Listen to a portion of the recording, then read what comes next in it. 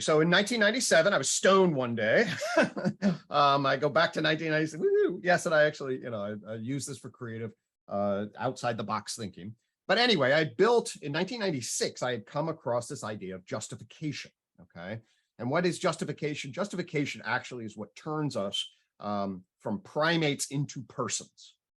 Okay. You're both a primate and you're a person. Okay. What do I mean by a person? A person is an entity that is self-consciously aware, can reflect on why they do what they do, give accounts to other people for why they do what they do on your historical stage, and take responsibility for what you do going forward. That's what a person is. Okay. You get socialized to become a person. It's a particular capacity, and you're socialized through it to the process of justification, okay, which is a propositional language network that tells you, hey, this is what you are, and this is how you do what you do, and why, and this is what's legitimate. And then you build a little model of that, and that becomes your ego, and you manage that on your persona, and you live in what's called the culture person plane. Okay, that makes sense? Okay. But you also are a perceiving, acting creature that, shits and pisses and eats and does all the things that animals do. You're still an animal, a specific kind of animal called a primate. Okay. So people forget that, but you're both a person and a primate. And I was then seeing the dynamics of persons through this lens of justification. Then what happened, I was stoned, I was like, well, if persons come out of animal mind here, and then I saw animal mind comes out of organism's life, and then organismic life comes out of inanimate matter, and inanimate matter comes out of energy. Okay. And in that moment, I then had a picture of energy to matter, matter to life, life to mind, mind to culture. And then that created a taxonomy of the behavior of the things inside of that. Energy actually stores information, and then matter gives rise to the objects on the behavior, and that's like Newton's study. And then you get living organisms like Darwin analyzed, and then you get mental animals. Okay, that's crucial. And then you get cultured persons. So you now have information, objects, organisms, animals, and persons nested in energy, matter, life, mind, culture fields. And with that taxonomy, okay, now it's not mind versus matter versus mind. It's energy, matter, life, mind, culture. Okay. And there's a particular kind of relationship between those kinds of categories. And the tree of knowledge maps those relations. And once you see that, at least this is my experience, like, oh, this creates a scientific view. And what it does is it differentiates animals from organisms from below, and then persons from primates into animals from above. And then with that category, you realize, oh my gosh, the behaviorists, they're doing animal mental stuff. Okay. And then the human psychologists are all doing justification.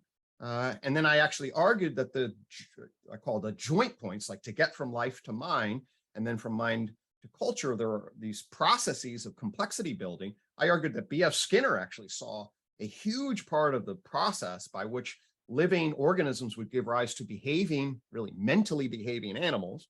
And then Sigmund Freud's key insights about how our ego, superego relative to our id, and our tensions between our socialized lives and our animal lives really saw the core. His insights, his theories are a little shaky. His insights really saw the tension between persons and primates.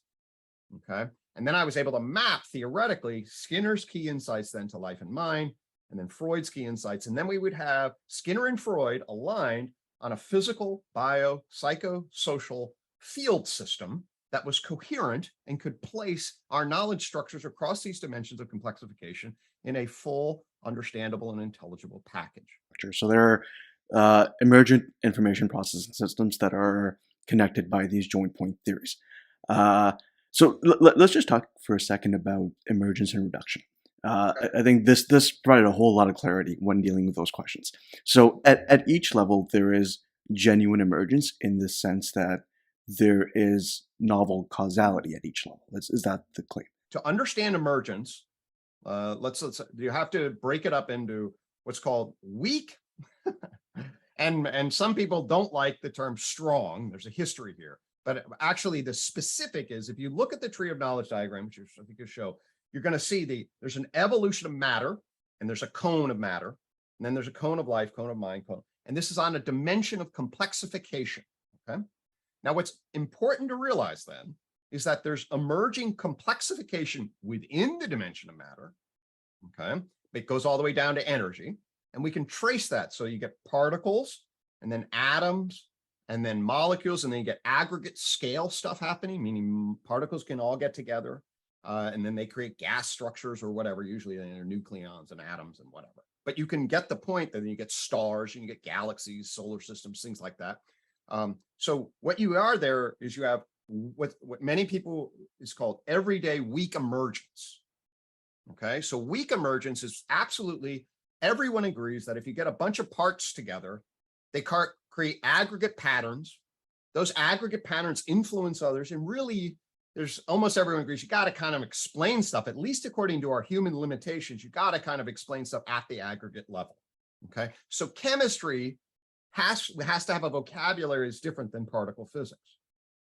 Now, there's good reduction arguments within the dimensions that basically says, yeah, but it's really the understanding the aggregate behavior of the parts that is fundamental, and thus a good physical reductionist argument can be made. Yeah, but chemistry essentially reduces to particle physics.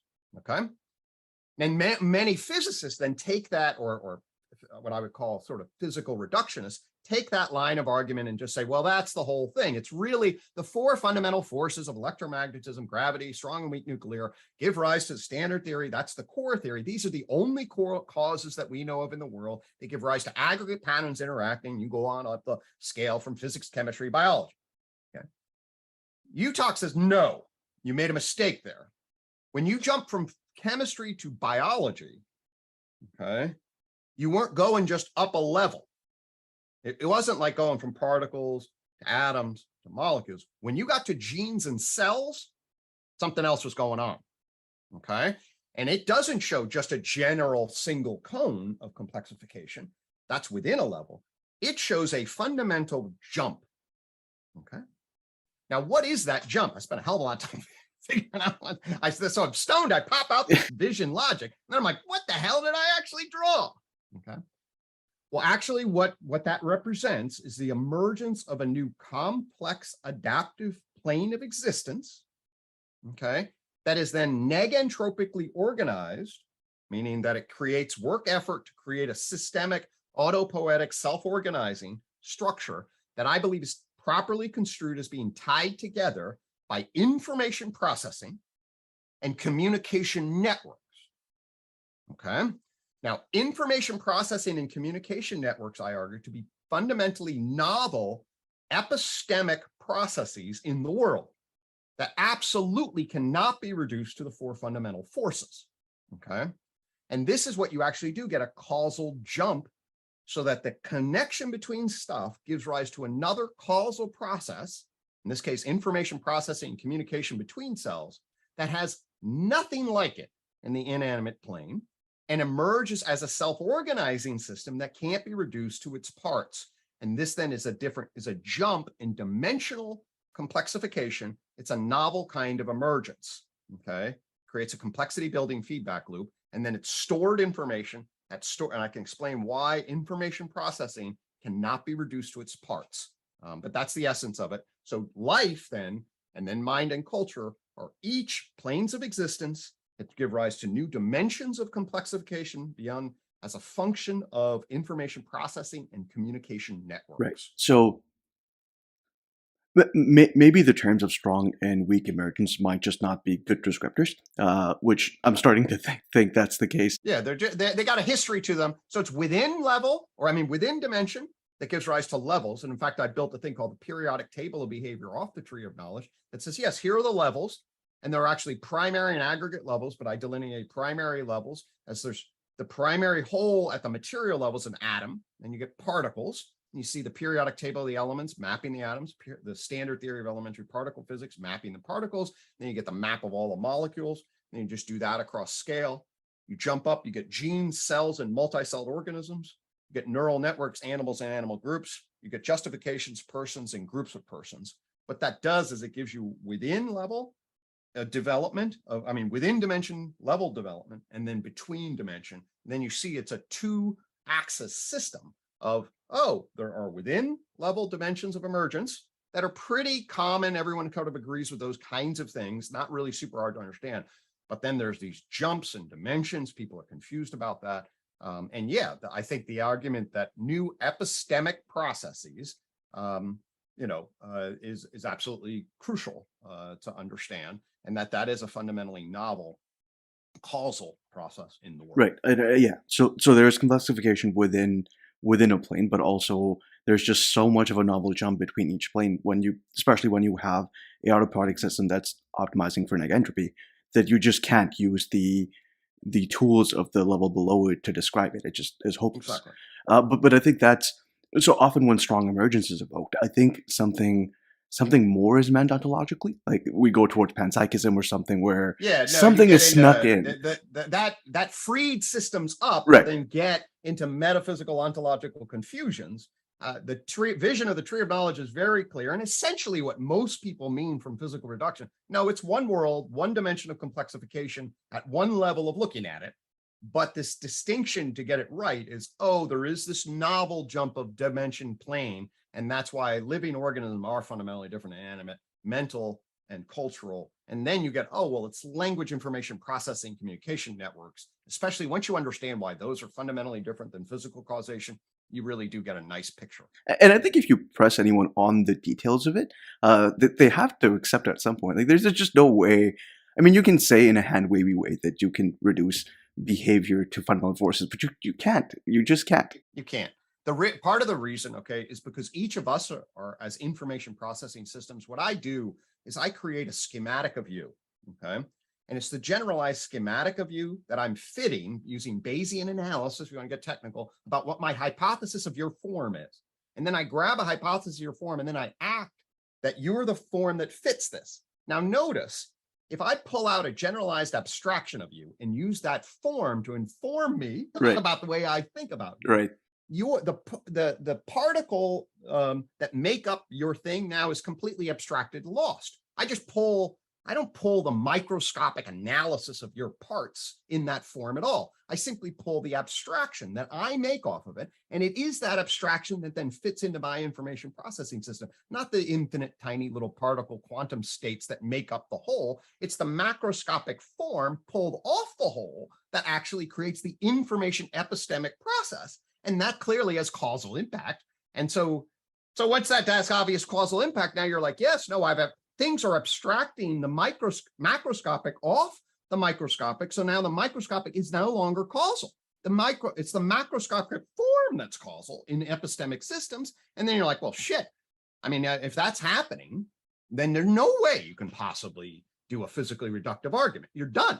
And the answer is, yeah, you're done when epistemic processes emerge, which they do at life, mind, and culture. That's why you need another dimension. That's why the vision logic of the tree of knowledge is so compelling. It's like, oh, it's within it at some level, but also above it at another level. Getting clear about how it's both within and above is one of the philosophical conundrums that we struggled with, and that there are actually three layers of them. Also struggled. Tree of knowledge tells you what the vision logic is, tells you why there are three layers, and gives clarity. And I mean, not just the vision logic. That's why the language of UTOK is so helpful. Because I mean, like you said earlier, one of the problems in psychology was thinking is the science of behavior. Well, then what is behavior? Everything is the science of the behavior of something. Well, if we can narrow this down to what we're talking about ontologically to be the behavior of, namely when it comes to life, the behavior of this specific information processing system defined by behavioral investment theory and how it behaves, well, then we have a clear language, and there's nothing spooky going on. There's no weird strong emergence going on. Everything is still naturally explained through causal mechanisms that can be, well, ontologically explainable by fundamental particle physics, but it still makes sense. Yes, absolutely. Yeah, and I agree. And certainly, obviously, I spent a huge amount of time trying to delineate the theoretical structure in behavioral investment theory justification. They provide the meta-theoretical structure that gives us coherence, both in terms of relationship to the vision logic, but then all the key insights that science has given us: evolutionary, neuroscience, the cognitive approaches, the behavioral approaches, and everything else that has afforded us. And the nice thing about these things is they grab all those insights and weave them together in a tapestry. So we now have a meta-theoretical causal framework for understanding this stuff. That's right. It's not magic at all. It's actually unbelievably conservative.